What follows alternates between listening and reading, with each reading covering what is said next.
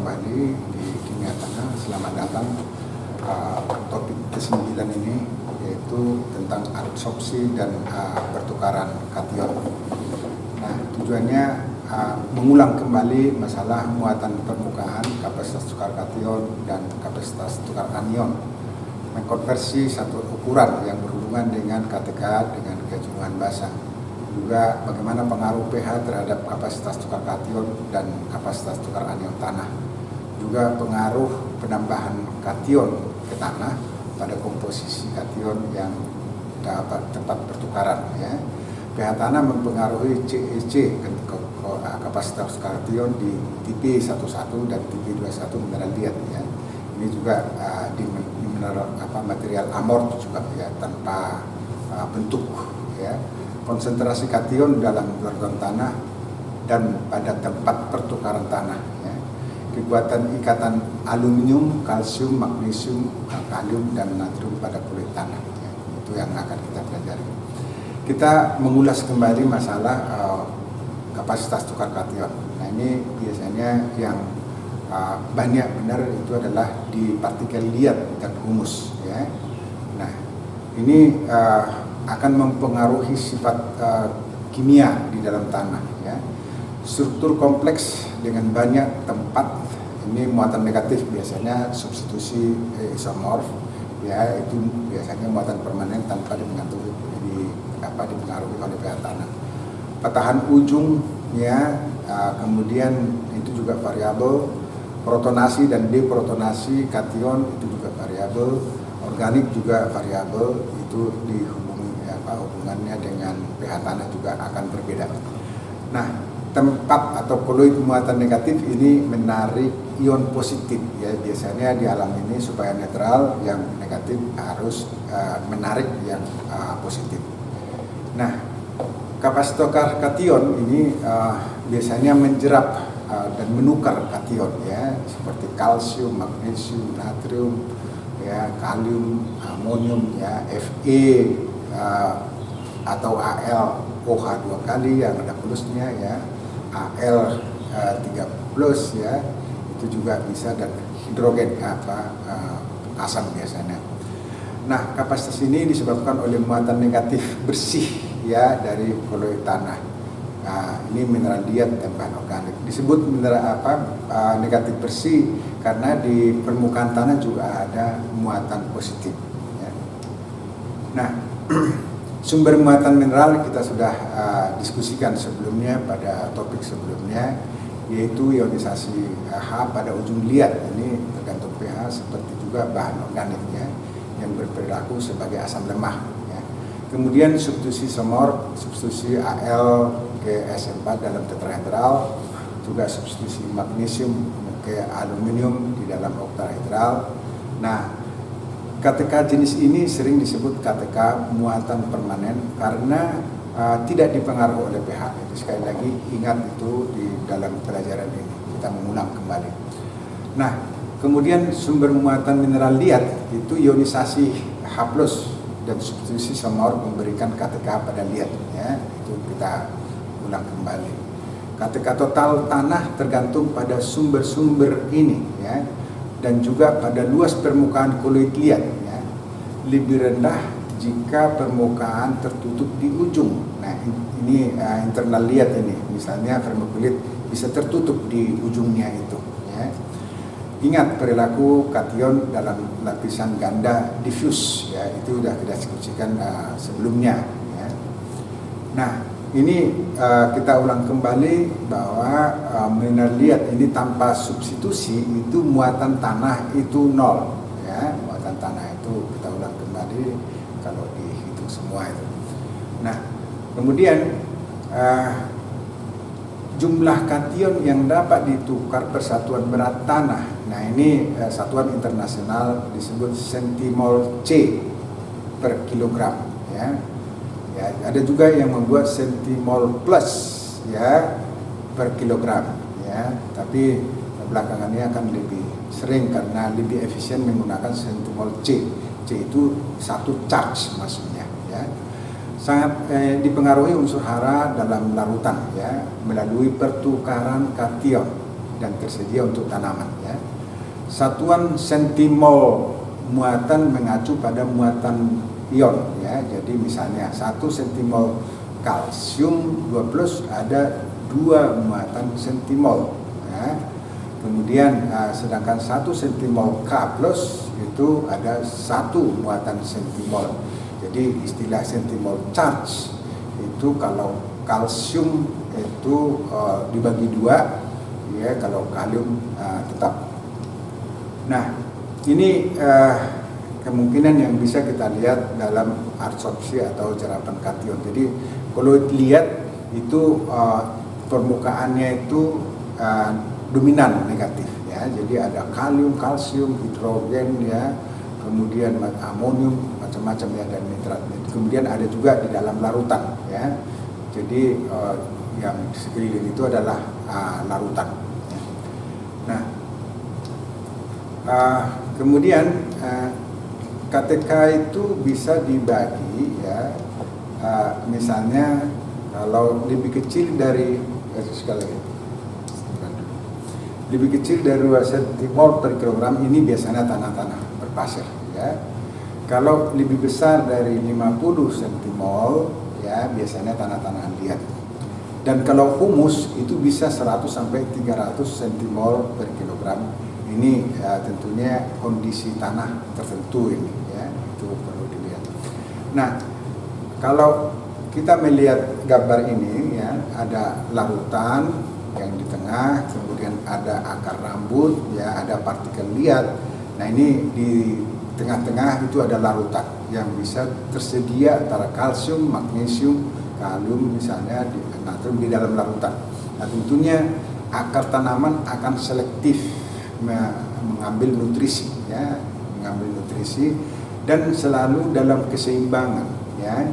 Kalau nutrisi diserap oleh tanaman, biasanya yang di kulit tanah akan keluar ya, menutup ke larutan ya, itu biasanya seperti sampai nanti habis kalau tidak diberikan pupuk misalnya ya. Jadi sebenarnya KTK itu diisi oleh kation-kation yang bisa berkeseimbangan dengan larutan, juga tanaman menyerap, itu juga nanti akan selalu dilepas berkeseimbangan di dalam tanah ya. Porsi KTK yang ditempati oleh unsur hara basa ya, biasanya kalau di ilmu tanah yang basa-basa dapat ditukar itu adalah kalsium 2+, magnesium 2+, kalium plus, natrium plus. Nah ini disebut basa-basa. Nah, kemudian ada istilah, ada persen kejenuhan basa ya. Ini merupakan indikasi potensi kesuburan tanah tertentu ya. Semakin tinggi kejenuhan basa, biasanya tanah itu semakin subur ya, karena CAMD, kalium dan natriumnya itu akan tentunya tinggi dibandingkan dengan KTK ya. Oke, jadi contohnya ini ya, tanah dengan KTK 10 milimol ya, ada 6 milimol basa-basa dapat ditukar, yaitu jumlah kalsium, magnesium dan kalium dan natrium. Nah, misalnya berapa kejenuhan basanya ya, jadi akan berarti 6/10 ya, 6/10 ya, kali 100% menjadi 60% kejenuhan basah ya, itu biasanya menghitungnya seperti itu. Dan kalau 60% itu biasanya bukan tanah-tanah tropika, itu 60% ini bisa molisol itu kalau 60% ya. Nah, dalam pertukaran ion di dalam tanah, terutama dalam hal ini kation, itu mengikuti hukum aksi massa ya. Semakin banyak satu ion yang tersedia dalam larutan, semakin besar kemungkinan ion tersebut terabsorpsi pada kulit tanah ya. Itu hukum aksi massa ya. Nah, ini contohnya pergantian. Jadi di dekoloid itu ada natrium 2 di sini. Kalau dalam larutan mau dipertukarkan ada kalsium, itu karena muatannya 2+, berarti hanya 1 kalsium bisa menggantikan 2 natrium. Nah, itu adalah hukum aksi massa ya. Jadi seperti yang di bawah ini, reaksi ini X itu adalah koloid Na tambah kalsium menjadi koloid kalsium tambah 2 Na ya. X itu adalah koloid pertukaran ya. Nah, kekuatan absorpsi kation ini sering disebut dengan seri liotropik series. Jadi natrium itu lebih mudah lepas ya daripada kalium. Kalium hampir sama dengan amonium ya, lebih kuat lagi magnesium, hampir sama dengan kalsium, kemudian lebih kuat lagi aluminium dan hidrogen ya. Kadang-kadang aluminium dan hidrogen itu susah mau dipertukarkan di dalam tanah. Jadi absorpsi tergantung pada kerapatan muatan ya, muatan per volume biasanya, sehingga meningkatkan dengan valensi dan menurun dengan ukuran ya. Tidak semua ion yang dapat dipertukarkan, tadi sudah sebut aluminium dan hidrogen ini karena reaksi aksi massa ini kemungkinan berada kation lain ya.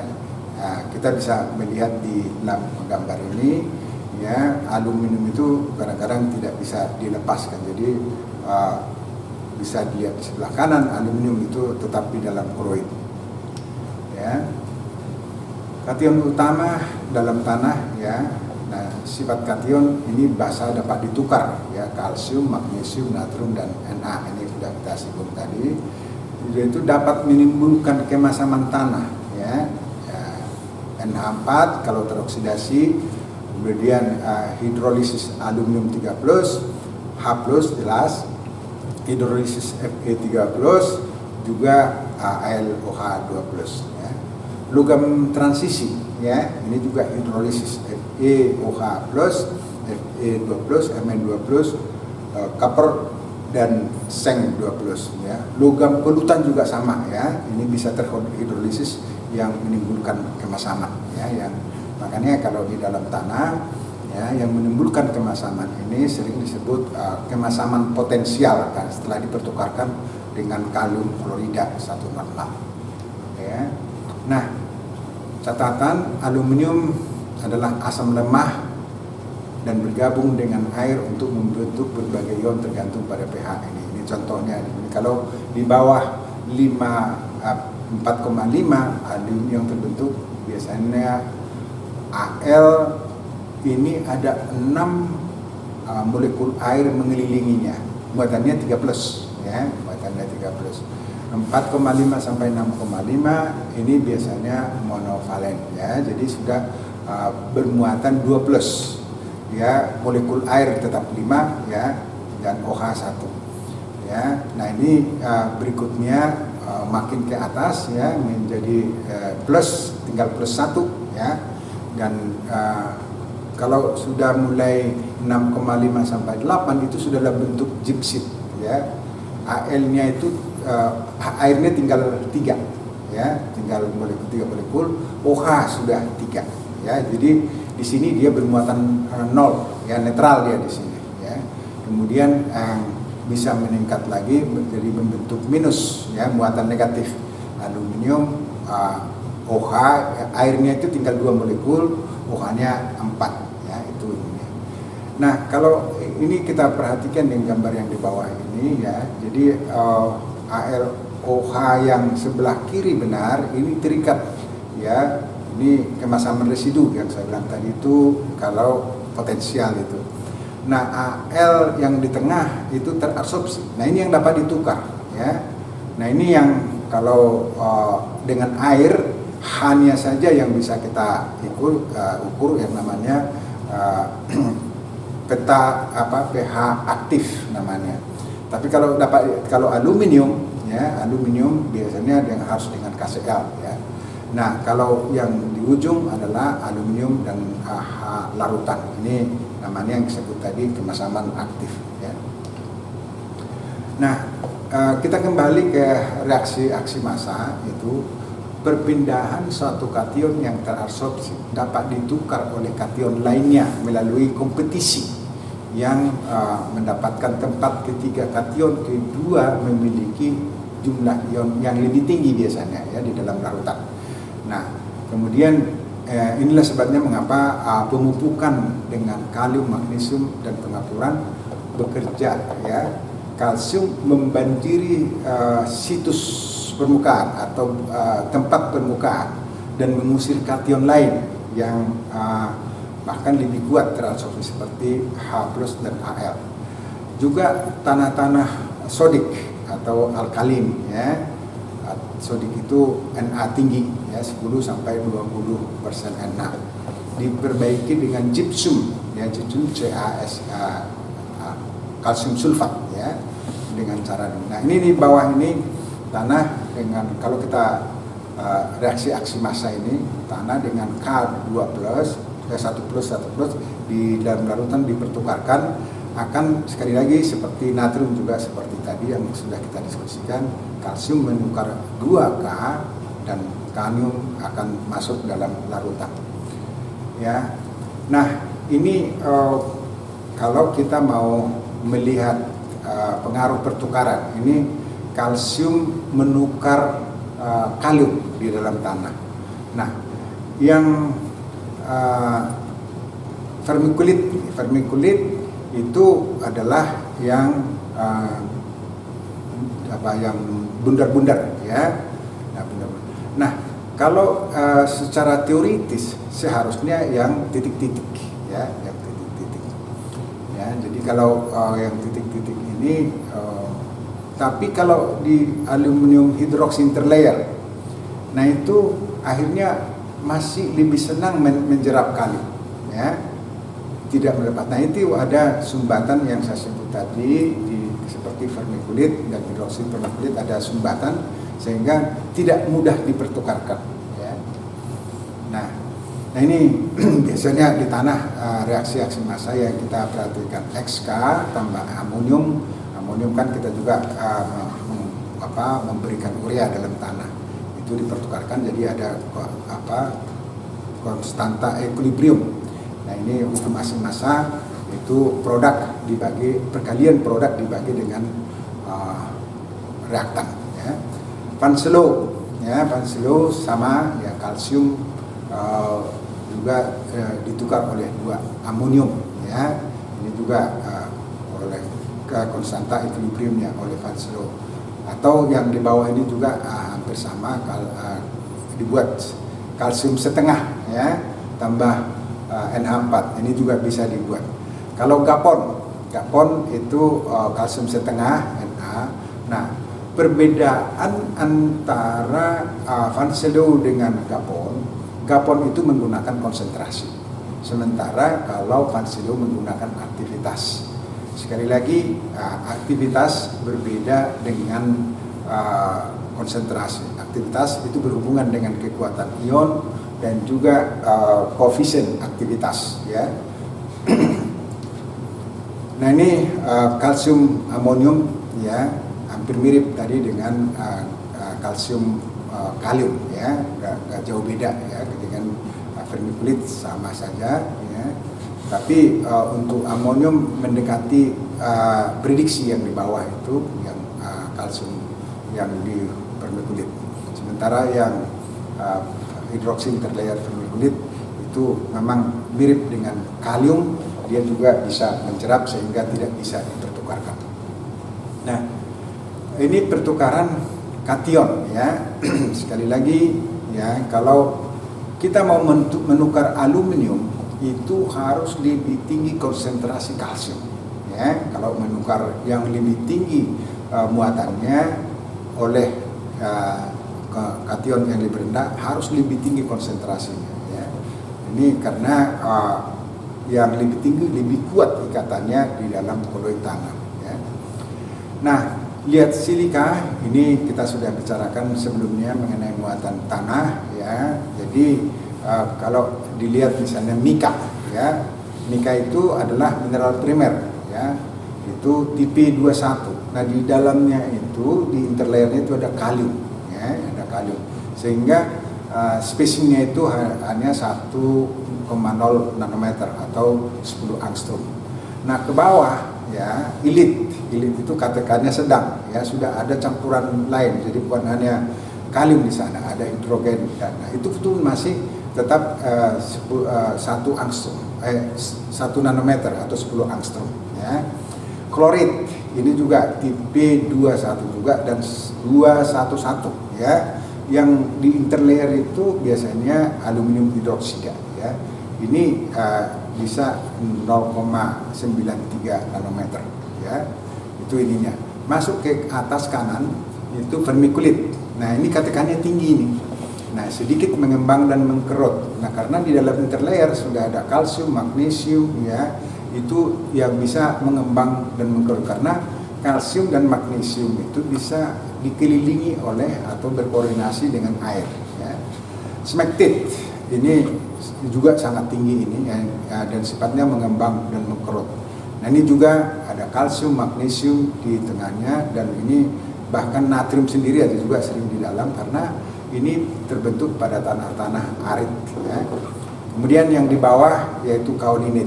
Kaolinit itu tipe 11, 1 tetrahedral dan 1. Nah, ini ikatan hidrogen yang ada di sana, ya, antara kisi itu ikatan hidrogen. Dan spacingnya itu 0,7 nanometer atau 7 angstrom, 7,2 kira-kira seperti itu. Dan ini berhubungan dengan pertukaran kation di dalam tanah. Sekali lagi ada tipe liat, ya, ada silika amorf, ya, amorphous misalnya. Ini campuran aluminium dan silika yang belum mengkristal, ya, mungkin mengandung oksida lain seperti Fe. Sering berada di mana pelapukan tidak lengkap seperti dari tanah vulkanik itu seperti andosol, ya, ini bisa amorf. KTK bervariasi, ya, dapat mempunyai kapasitas tukar anion, berarti tanah-tanah di sini seperti amfoterik, ya. Nah, ini tinggi afinitas untuk P, ya, jerapan untuk fosfor. Nah, ini sifat mengembang dan mengkerut itu rendah, ya. Kemudian smectite, ya, smectite atau monolith atau saprolite. Ini mineral sekunder yang terbentuk di dalam tanah, ditemukan pada tanah yang kurang lapuk, ya. Struktur 2:1, 2 tetrahedral, 1 oktahedral. Nah, ini tebalnya antara 1 sampai 2 nanometer, ya. KTK sangat tinggi, ya, tertinggi di antara mineral liat.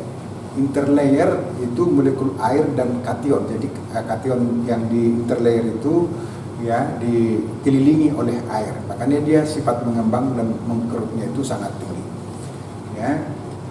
Kemudian mika dan ilit yang tadi kita lihat di gambar-gambar tadi itu kelompok yang didefinisikan kurang jelas, ya, 2:1. Mika itu mineral primer, itu tadi penting dalam batuan beku, ya, dan metamorf. Nah, dulu sering ini dipakai untuk pelapis packing alat-alat gelas, ya. Sekarang sudah ada styrofoam, itu diganti dengan struktur 21, tebal 1 nanometer atau 10 angstrom, ya. Interlayernya kalium di sana, ya, KTK rendah, dan ini potensi mengembang dan mengkerut itu juga hampir tidak ada, ya. Vermiculit itu tadi sudah kita singgung, mineral sekunder terbentuk di dalam tanah, ya, biasanya ditemukan di tanah yang kurang lapuk, ya, berarti curah hujan mungkin tidak terlalu tinggi. Seperti mika berbutir halus, tetapi tidak ada lagi kalium interlayer. Struktur 1, ya, tebal 1,0 sampai 1,5 nanometer, ya. KTK tinggi ini, ya, di bawah smectite. Interlayer molekul air, kation lain, ya, terutama magnesium. Potensi mengembang dan mengkerut itu tinggi, tetapi kurang dari smectite yang seperti saya singgung kemarin, ya. Klorid ini mineral sekunder juga yang terbentuk di tanah tipe 211, 2 tetrahedral, 1 oktahedral dan 1 oktahedral di antar interlayer, ya, tebal 1,4 nanometer, ya. KTK sedang, ya, interlayer lembaran oktahedral magnesium hidroksida, ya, ini terikat kuat, ya. Potensi mengembang dan mengkerut itu sangat rendah. Sesquioksida, ya, kalau lihat ini campuran aluminium, Fe oksida dan hidroksida yang tersisa setelah pelapukan ekstensif ya, tanah lembab panas ini pada tanah oksisol dan kortisol. Mengembang dan mengkerut ini hampir tidak ada, KTK rendah, amphoteric bersifat asam dan basa dan mempunyai kapasitas tukar anion tinggi, ini mengikat fosfor ya. Makanya pada tanah-tanah oksisol dan kortisol itu ketersediaan P itu sangat rendah ya. Humus bahan organik ini sementara pada akhirnya akan terurai ya, sementara bahan, tapi nanti akan terurai atau terdekomposisi. Hampir tidak larut dalam air, tetapi larut dalam basa. Ini pH tinggi. Dapat mengandung 30% masing-masing protein, lignin, ya, gula juga ya. Nah, itu bisa sekitar 50% C dan sekitar 0,5%. Berarti di sini di tanah itu biasanya sekitar CN rasionya 10/10 ya. Ini KTK-nya sangat tinggi, mengembangkan muatan negatif bersih ya. Jadi karena disosiasi hidrogen dari fenolik, karboksil dan fenolik juga ya, yang aromatik ya. Ini pH meningkat, konsentrasi H ini dalam larutan menurun. Nah, ketergantungan pH pada bahan organik ini ROH ini muatannya 0, tambah kalau pH-nya tinggi ya, KTK ini tentunya dilepas ya, itu menjadi H2O ya. R itu singkatan dari salah satu huruf di atas. Nah, ini meninggalkan muatan negatif bersih ya, koloid negatif tentunya karena banyak ROH minus yang menarik kation. Jadi bahwa bahan organik itu menjadi salah satu tempat pertukaran kation ya. Dan bahan organik itu sumber KTK yang paling tinggi ya, dan tergantung pada pH tanah. Nah, ini bahan organik, jadi OH yang di sini ya tambah, kalau di pH tinggi ya tambah OH di situ, itu akan terbentuk O minus ya, bisa mengikat kalium, bisa mempertukarkan ya, jadi pH rendah koloid terprotonasi ya, jadi muatannya menjadi lebih rendah, muatan negatifnya lebih rendah. Tapi kalau pH tinggi itu deprotonasi ya, ini tambah muatan jadi. Nah, ini kita coba mengulang kembali mengenai pengukuran kapasitas sukar kation dan kejenuhan bata ya. Biasanya KTK diukur dengan menetapkan amonium klorida ya, pekat ya, satu normal biasanya, dan itu tidak di-adjust pH-nya, tidak di-buffer. Tapi kalau yang amonium asetat itu biasanya di-buffer ya. Nanti kita jelaskan mengapa demikian. Tentunya pertukaran itu mengikuti reaksi aksi massa. Nah, larutan ekstraktan tadi amonium di situ yang menonjol untuk mengusir kalsium, magnesium, kalium dan natrium.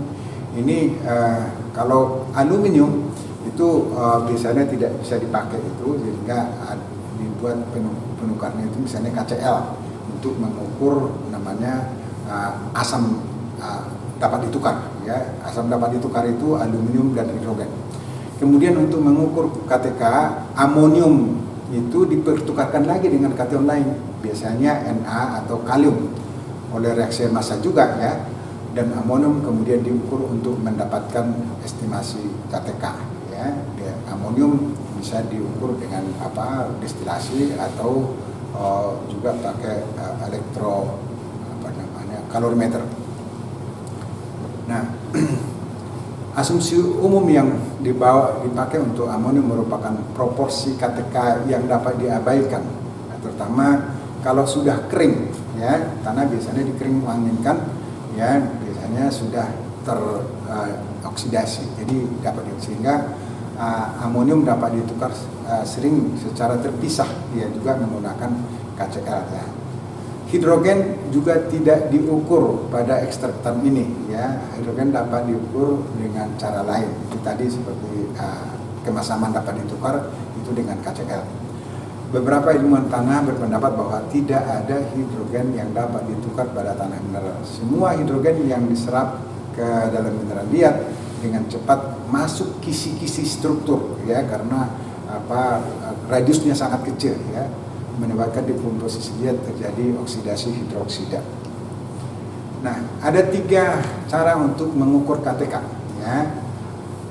Yang pertama jumlah kation ya, kation Ca, Md, kalium, natrium dan aluminium dengan ekstraksi 1 molar NaCl ya. Ini netral, tidak dibuat buffer pH. KTK adalah jumlah kation yang diukur dari ekstraksi pertama. Dalam sistem liat murni tidak ada bahan organik Fe, aluminium hidroksida dari alofat, yaitu tidak ada KTK yang tergantung pada pH. Ini mewakili KTK mineral liat muatan permanen ya. Jadi ini untuk muatan permanen biasanya dibuat seperti itu. Ini skemanya ya, jadi dengan leaching atau pencucian ya, sampel dicuci dengan amonium ya, kemudian diekstrak ya, kemudian yang dapat ditukar itu diukur ya, kemudian yang berikut yang di bawah ini itu berarti jenuh, semua dijenuhi dengan amonium yang di tengah ya, kemudian diusir dengan Na, kemudian Na terikat semua, dan amonium yang diusir itu setara dengan KTK.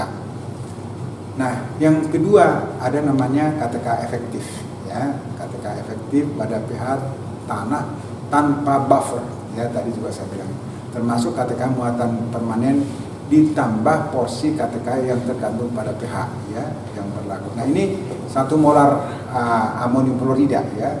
Tanah dicuci dengan etanol untuk menghilangkan amonium dalam larutan ya, dan kemudian diekstraksi, ditambahkan NaCl, kemudian ditukar amoniumnya, dan amonium yang ditukar itu untuk menetapkan KTK. Nah, ini juga contohnya mirip-mirip dengan yang tadi, yang reaksi di bawah itu ditukar semua dengan amonium ya, kemudian dengan natrium, tapi prinsipnya ini tidak di buffer ya. Nah, yang ketiga dengan amonium asetat ya. Ini amonium asetat itu tentunya di buffer 7,0 ya. Nah, ini kemudian prosedur sama diikuti dengan KTK biasanya seperti yang tadi ya. Nah, aluminium yang dapat ditukar harus diukur secara terpisah. Ini karena sudah di buffer ini, aluminium tidak bisa ditetapkan dengan mengusir dengan amonium asetat ya. Nah, ini sama yang di bawah, ini bawah ditukar, ini prinsipnya sama ya, tentunya di sini yang di buffer. Nah, kita akan melihat perbedaannya ya, jenis KTK tergantung pada cara pengukurannya. Jadi yang di atas itu KTK dengan amonium asetat ya. Kemudian yang di tengah itu KTK dengan amonium klorida tidak di buffer. Sementara yang paling bawah KTK SAM itu KTK jumlah dari kation-kation ya, itu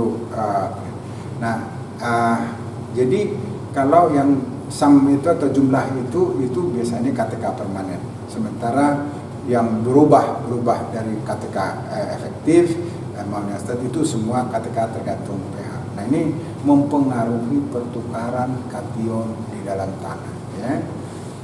Nah, kejenuhan basa itu tadi sudah kita singgung bahwa kejenuhan basa adalah persen jumlah Ca, Md, K dan Na per KTK ya kali 100%. Itu harus diingat karena ini sering digunakan juga untuk genesis ya, kriteria klasifikasi.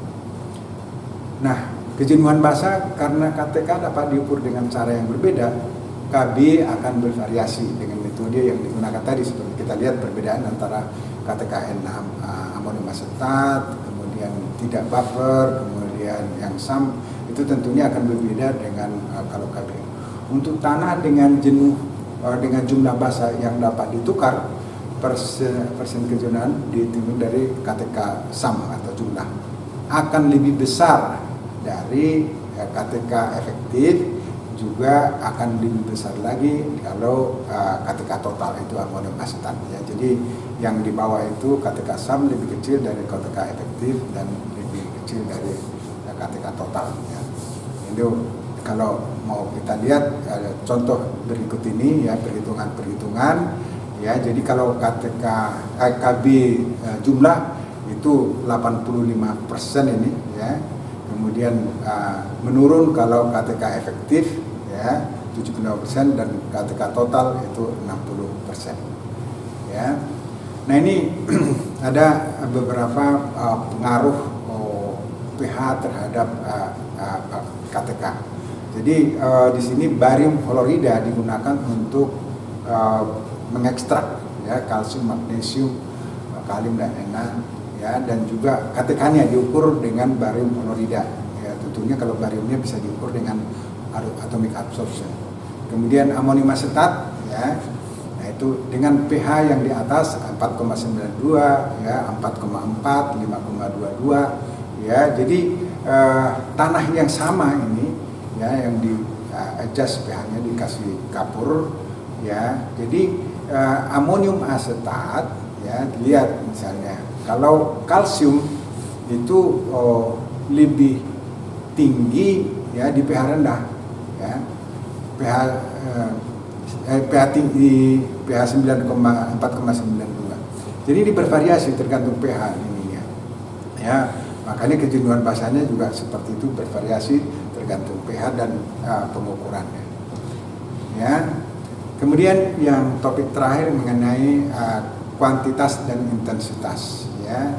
Ini berlaku pada pertukaran kation di dalam tanah, dan ini banyak dipelajari tentang pertukaran kation kalium dan amonium. Jadi bisa dilihat di X itu aktivitas rasio ya, aktivitas rasio kalium ya dengan kalsium plus amonium, kalsium dengan plus magnesium yang di bawah ya. Nah itu dengan pertukaran yang seperti itu. Kemudian X-nya, Y-nya itu adalah X teradsorpsi ya. Nah ini dengan membuat perbedaan konsentrasi kalium dan dibuat konsentrasi kalsium yang sama, biasanya sekitar 5 mmol. Sehingga kalau kita melihat di bawah sumbu X berarti Y negatif, itu kalsium mengusir kalium dari koloid. Sementara kalau di atasnya itu berarti kalium masuk ke koloid ya, mengusir kalsium. Itu ininya. Mengapa demikian? Karena konsentrasi ataupun ketersediaan unsur kalium di dalam tanah untuk tanaman itu juga tergantung kompetisi ya. Jadi kalau lebih sedikit kalium itu akhirnya dihambat oleh kalsium atau bahkan Fe masuk ke permukaan akar ya. Sama juga ke koloid, dihambat oleh unsur-unsur lain kalau sedikit. Tapi kalau banyak dia akan bisa masuk ke koloid. Nah ini beberapa percobaan. Nah yang di bawah sumbu X itu yang dipupuk ya. Dipupuk berarti tanah jenuh dengan kalium ya. Pupuk KCl itu di bawah itu 300 kg per hektar ya, yang di bawah itu, sehingga tanah jenuh. Nah, sementara yang dua di atas itu tidak diberikan pupuk KCl, itu ada organik dan tanpa pupuk yang di atas itu. Nah, ini menjadi perhatian juga untuk pemupukan. Kalau dipupuk itu hujan terus menerus, KCl akan tercuci ya, tidak bisa terikat dalam kulit tanah ya. Amonium juga seperti itu, sama halnya ya. Nah kemudian tadi kalau di sini adalah aktivitas rasio ya, tapi ada juga di bawah ini namanya konsentrasi rasio. Jadi ini tidak diukur dengan aktivitas ya, karena peralatan tidak ada, jadi kita pakai konsentrasi Jadi ini sama ya. Jadi prinsipnya ada perbedaan antara yang diberikan organik, diberikan juga Fe dan segala macam itu ya, nanti bisa kita pelajari. Ya, itu untuk pertukaran kation. Terima kasih atas perhatian.